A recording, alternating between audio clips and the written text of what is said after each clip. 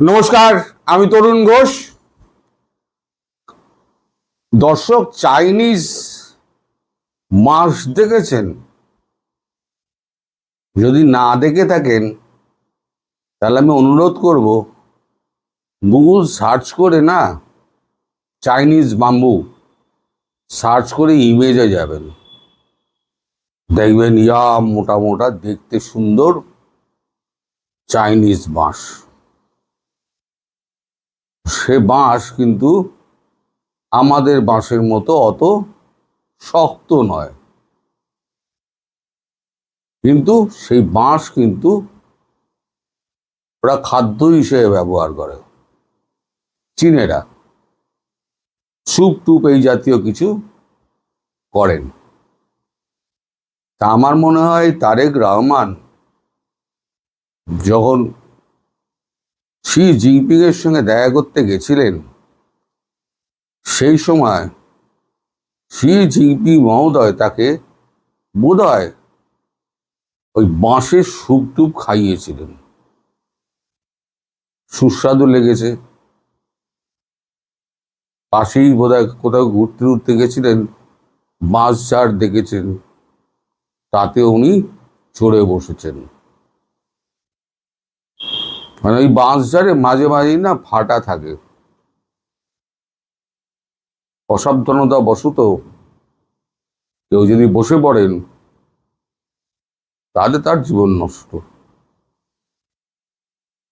না পারবেন উঠতে, না পারবেন বসে থাকতে। এখন ওই বাঁশঝাড় থেকে তারেক রহমান তো আর নামতে পারছেন না, আর মনে মনে গালাগাল করছেন খলিলুর রহমানকে। হারামজাদা, তুই গেলি কই? তোর কি গেলি কেন? আমার কে নামাবে? এখন যাকে তিনি গালাগাল করছেন তিনিও তো গলা জলে ফেসে আছেন। ডাঙায় উঠলে বাঘ, আর জলের মধ্যে কুমির আনাগোনা করছে। তিনি ভাবছেন তুর্কির সঙ্গে আমি তো বেশ ভালো আলাপ সালাপ করে এসছি, সমস্ত এগ্রিমেন্টের কাগজপত্র আমি রেডি করে এসছি,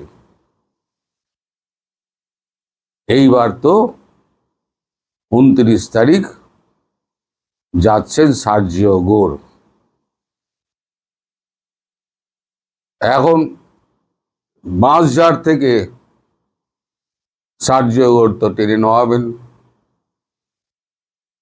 আমি কল্পনা করছি সে এক রক্তারক্তি কাণ্ড হবে অবশ্যই।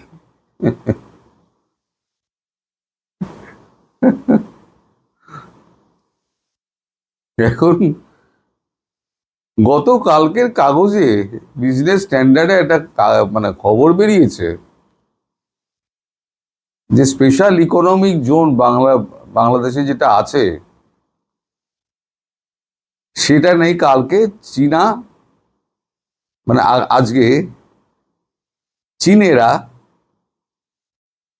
27 তারিখ চীনেরা সেখানে ভিত্তিপ্রস্তর স্থাপন করবে। 27 তারিখ ভিত্তিপ্রস্তর স্থাপন করবে। এই দেখুন কাগজের কাটিং, 26 তারিখের কাগজ, দেখুন লেখা হয় 26 তারিখ। তাহলে এখন চীনে বাঁশে তিনি তো আটকে পড়ে রয়েছেন, তার উপর আবার ভিত্তিপ্রস্তর স্থাপন হচ্ছে।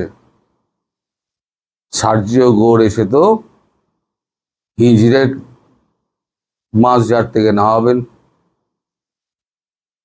আর একজন পড়ি কি মরি করে জল থেকে উঠে কোনো রকমে কাঁপতে কাঁপতে তিনিও হাজির হবেন সার্জিও গোরের সামনে। এখন দুজনে কি উত্তর দেবেন? এই যে ভিত্তিপ্রস্তর স্থাপন হচ্ছে, সেই খবর কি সার্জিও গোরের গায়ে যাচ্ছে না? নিশ্চয়ই যাচ্ছে। আমাদেরই তো লোকজন রয়েছে, তারাই তো গিয়ে বলে দেবে যে দেখো ভাই তুমি যাচ্ছ ওখানে, ওদিকে চীনেরা এসে ভিত্তিপ্রস্তর স্থাপন করছে। এখন ভিত্তিপ্রস্তর স্থাপনের ছবি যদি দেখেন সার্জিও ঘোর, তার মিজাজ তো চচ্চর করে চলবে। একেই তো ক্ষেপে আছেন, বিমস্টেকের সম্মেলনে যে ছবিটা বেরিয়েছিল তাতে কিন্তু উনি বাংলাদেশের প্রতিনিধির দিকে ফিরেও তাকাননি, কটমট করে অন্যদিকে তাকিয়েছিলেন। মানে মনের মধ্যে এতটাই রাগ, সেই ঝালটা গিয়ে পড়বে তো একেবারে তারেক রহমানের ওপরে আর খলিলুর রহমানের ওপরে। প্রতিটা উত্তর তো তার চাই, সে রক্তারক্তি হোক আর যাই হোক। চীনকে শুধু দিয়েই এসছো, চীন থেকে তো কিছু পাওয়া যায়নি, একটা ঢেলা পয়সা দেয়নি। উল্টে বলেছে তিস্তা প্রকল্প যেটা করব তার অর্থায়ন আমরা করব না, আপনাদের করতে হবে। তাই এই সমঝোতা পত্র সই করে আর ওই বিমান কেনার চুক্তি সই করে তিনি বাঁশঝাড়ে উঠেছেন না কোথায় উঠেছেন, আমি কি বলবো বলুন।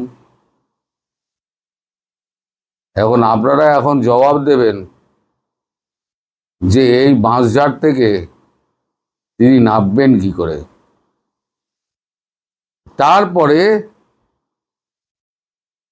মানে আজকে সকালে খবর পেলাম ট্রাম্পের সঙ্গে নাকি তার বাংলাদেশ যাওয়ার আগে কথা হয়েছে।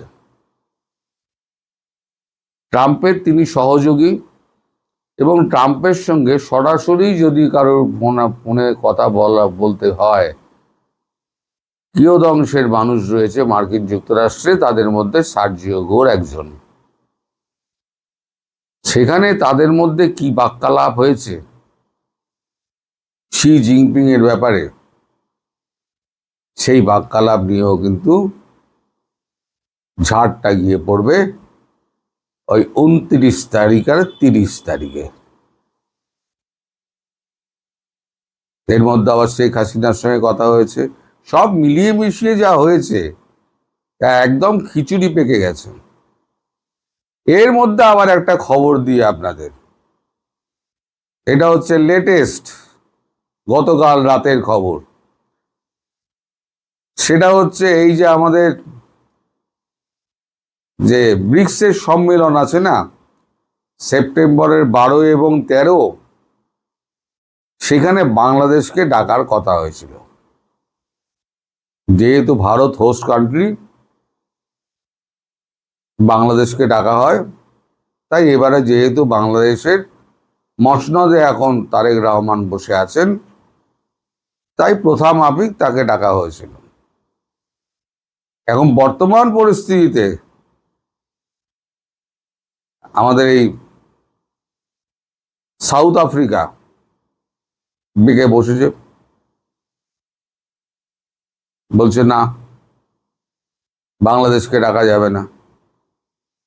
আমরা শেখ হাসিনাকে দেখে আমরা ওনাকে বিশেষ অতিথি সম্মান আমরা দিয়েছিলাম, তারেক রহমানকে তো আমরা চিনি না।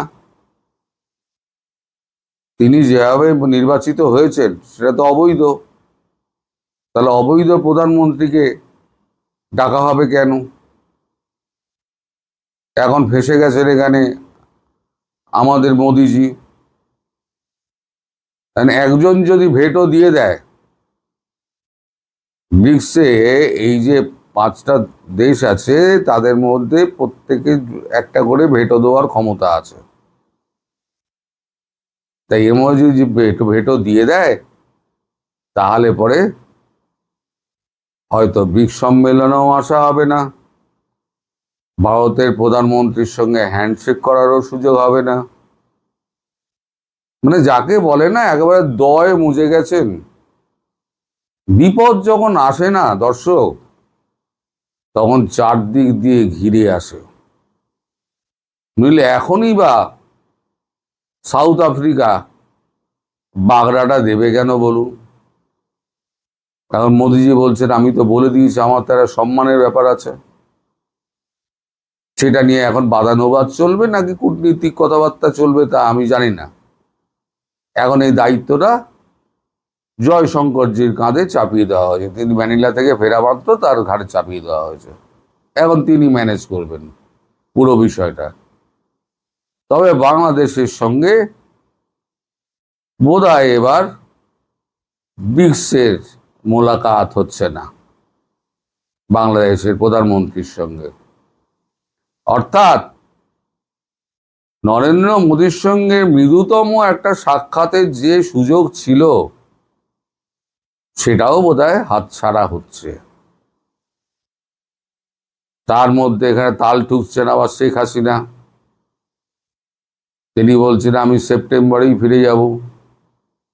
আর সেপ্টেম্বরের 12-13-তে যদি উনি এতে থাকেন, ব্রিক্সের সম্মেলনে থাকেন, মানে উভয় দিকে বিপদ। তখন যদি শেখ হাসিনা ঢুকে পড়েন, সেখানেও তো একটা চিন্তা। নাহলে শেখ হাসিনা সেপ্টেম্বর বললেন কেন? তার কাছে নিশ্চয়ই খবর আছে সেপ্টেম্বরে 12-13 তারিখে ব্রিক্সের সম্মেলন। তিনি জানেন না? এত বছর ধরে অ্যাটেন্ড করে আসছেন, তিনি তো জানেন সব। প্ল্যানের মধ্যে কি আছে আমি জানি না, কিন্তু সেপ্টেম্বর মাসটাই উনি বাঁচলেন কেন যখন ব্রিক্সের সম্মেলন আছে?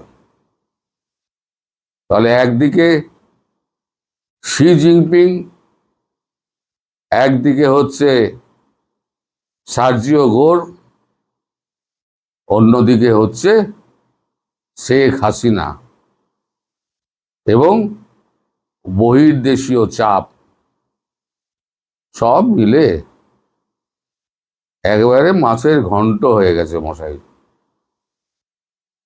এই চিপা থেকে তারেক রহমান কি করে বেরোবে, এখন তাকে বিনিদ্র রজনী কাটাতে হবে যে আমি কি করে এখান থেকে বার হব। আর আপনাদের জন্য কোনো বুদ্ধি বেরোয়, আপনাদের তো অনেক বুদ্ধি আছে, পারলে একটু আপনাদের প্রধানমন্ত্রীকে একটু বুদ্ধি দিয়ে দেবেন, 4 আনা 6 আনার বুদ্ধি দিয়ে দেবেন, তাহলেই হয়ে যাবে। সবাই ভালো থাকবেন, সুস্থ থাকবেন, সাবধানে থাকবেন। নমস্কার।